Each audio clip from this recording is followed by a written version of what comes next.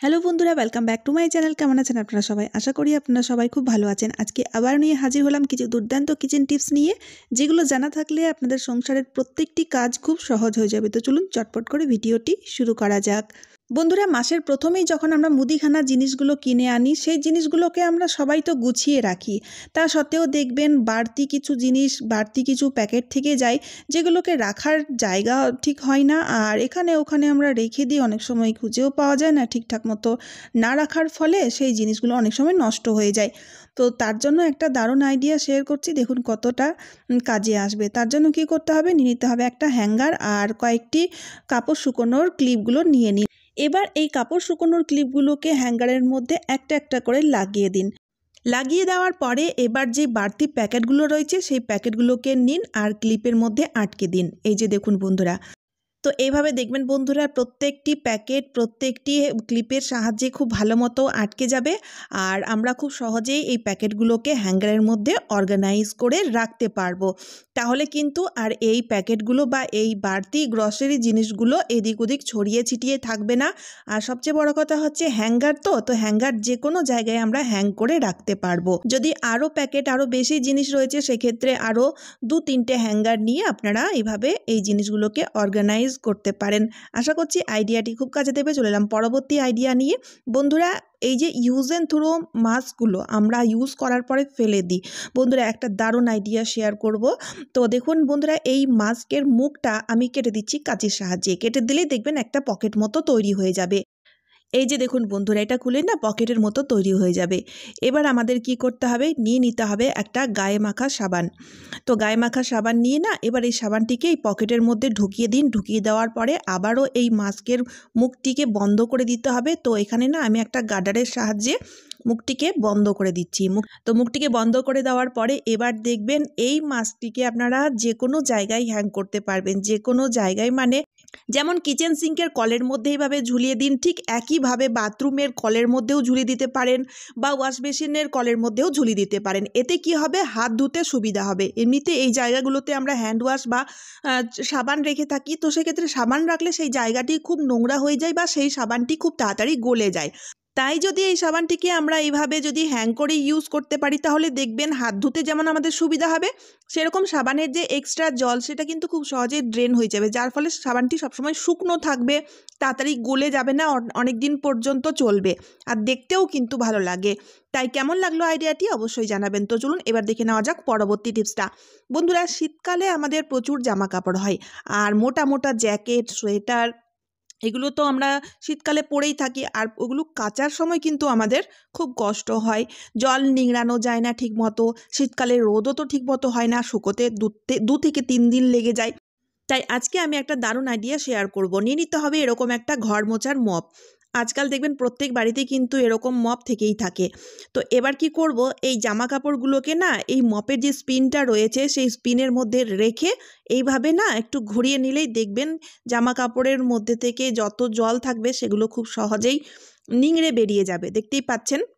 এমনিতে যখন আমরা হাত দিয়ে নিংড়াই তখন আমরা ভালোভাবে নিংড়াতে পারি না। বিশেষ করে মোটা মোটা জ্যাকেট, সোয়েটারগুলো এতটা মোটা হয়ে থাকে, এতটা জল অ্যাবজর্ব করে থাকে, সেগুলোকে ভালো মতো নিংড়ানো সম্ভব হয় না। তাই এইভাবে যদি এই মপের সাহায্যে আমরা স্পিন করে নিতে পারি, তাহলে দেখবেন বন্ধুরা এই জামা কাপড়গুলো শুকোতে কিন্তু আর বেশি টাইম লাগবে না। একদিনের মধ্যে, আর যদি একটু রোদ হয় তাহলে 1 থেকে 1.5 ঘন্টার মধ্যেই শুকিয়ে যাবে। বন্ধুরা, এই ফাংশনটা ওয়াশিং মেশিনের মধ্যে থাকে, যার ফলে ওয়াশিং মেশিনে কাপড় দিলেই অর্ধেক শুকিয়ে বেরিয়ে আসে। তো এখানেও বন্ধুরা এই মপটি ঠিক একই কাজ করবে, যেমনটি আপনারা দেখতে পাচ্ছেন। তো কেমন লাগলো আইডিয়াটি অবশ্যই আমাকে কমেন্ট করে জানাবেন। যাদের ওয়াশিং মেশিন নেই তাদের ক্ষেত্রে খুবই উপকার আসবে। আর এখন তো শীতকাল শেষ হওয়ার মুখে রয়েছে, আর মোটা মোটা সোয়েটার জ্যাকেটগুলো আমরা এই সময় কিন্তু কেচে ধুয়ে ভরে রাখার ব্যবস্থা করি। তো সেক্ষেত্রে দেখবেন বন্ধুরা খুব কাজে দেবে এই আইডিয়াটি। তো চলুন এবার দেখে নেওয়া যাক পরবর্তী টিপসটা। বন্ধুরা, রান্না করতে করতে ভুলবশত আমার কড়াইটি দেখুন পুড়ে গেছে। তো পুড়ে যখন গেছে তখন আমি ভাবলাম ভিডিওটি শেয়ার করি। এই পোড়া কড়াই পরিষ্কার করতে আমাদের 2 থেকে 3 দিন লেগে যায়। জলের মধ্যে বারবার ভেজাতে হয়, খুব ঘষা মাজা করতে হয়, তা সত্ত্বেও কিন্তু ভালো মতো পরিষ্কার হয় না। তো বন্ধুরা, এই পোড়া কড়াই কিভাবে খুব সহজেই ঘষা মাজা ছাড়াই পরিষ্কার করা যায় তারই একটি আইডিয়া শেয়ার করছি। তো এখানে আমি নিয়ে নিয়েছি হাফ চামচ মতো খাবার সোডা, 1 চামচ মতো ডিটারজেন্ট পাউডার নিতে হবে, আর 1 চামচ মতো লবণ নিয়ে নিতে হবে। তারই সাথে অর্ধেক টুকরো আমি লেবু নিচ্ছি, লেবুটাকে চিপে আমি লেবুর রস তো মেশাচ্ছি, তার সাথে সাথে লেবুর খোসাটাও দিয়ে দিলাম।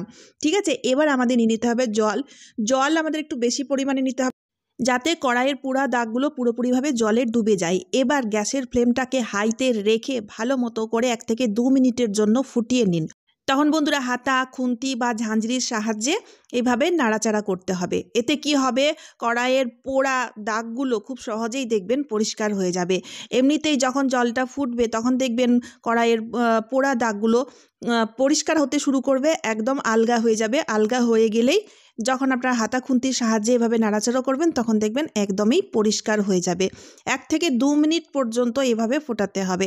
এবার আমি আপনাদের জলটিকে ফেলে দেখাচ্ছি। এই যে দেখুন বন্ধুরা, আমি জলটি কিন্তু ঢেলে দিলাম সিঙ্কের মধ্যে, আর এখনও কিন্তু একটু একটু দাগ রয়েছে, এগুলো কিন্তু এখন আলগা হয়ে গেছে। একটু স্ক্রাবার দিয়ে ঘষলেই দেখবেন পরিষ্কার হয়ে যাবে। তাই বন্ধুরা, এবার থেকে শুধু কড়াই বলে নয়, যে কোনো পাত্র পুড়ে গেলে আর টেনশন করবেন না, এই পদ্ধতিতে পরিষ্কার করবেন, দেখবেন খুব সহজে আপনাদের পোড়া পাত্র, পোড়া কড়াই বা কুকার সব কিছুই পরিষ্কার হয়ে যাবে। চলে এলাম পরবর্তী আইডিয়া নিয়ে। বন্ধুরা, অনেক সময় দেখা যায় কিছু তালা নষ্ট হয়ে যায়, জং ধরে গিয়ে, আর আমরা ইউজ করি না। তো বন্ধুরা, সেই তালাগুলো ফেলবেন না। এই পড়ে থাকা বা নষ্ট হয়ে যাওয়া তালার একটা দারুণ ইউজ আমি বলছি। তো এখানে আমি নিয়েছি ধূপকাঠি। বন্ধুরা, ধূপকাঠি তো আমরা সন্ধ্যেবেলায় জ্বালাই, প্রত্যেক বাড়িতেই জ্বলে, বা পুজোর করার সময় কিন্তু আমরা ধূপকাঠি জ্বালাই। তো সেক্ষেত্রে বন্ধুরা, এই ধূপকাঠি স্ট্যান্ড হিসাবে আমরা এই তালার ইউজ দেখুন কত সুন্দর মতো নিতে পারি।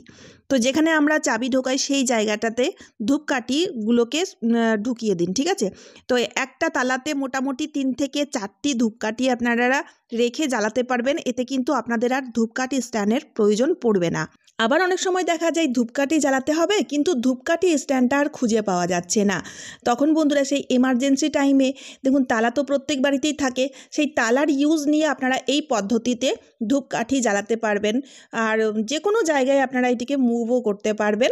অনেক সময় দেখা যায় আমরা কোথাও শিফট হয়েছি, আর কোথাও শিফট হলে দেখবেন এই ছোটো ছোটো জিনিসগুলো খুঁজেই পাওয়া যায় না, তখনও কিন্তু এমার্জেন্সি টাইমে এই ট্রিকটি আপনাদের দারুণ কাজে দেবে। তো চলুন এবার দেখে নেওয়া যাক পরবর্তী টিপসটা।